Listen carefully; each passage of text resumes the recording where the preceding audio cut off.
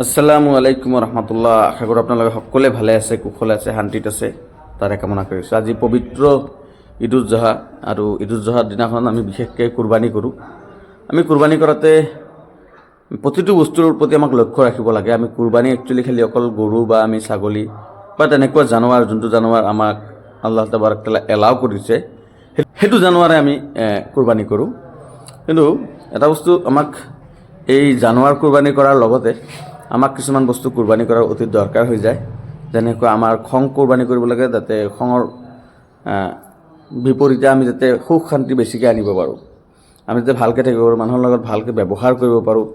সেইবিলাক প্ৰতিটো বস্তু, বেয়া কাম যিবিলাক কৰি থাকোঁ, বেয়া কাম আমাক কুৰবানী কৰি দিব লাগে, যাতে আমি ভাল কামৰ প্ৰতি অলপ আকৰ্ষিত হওঁ।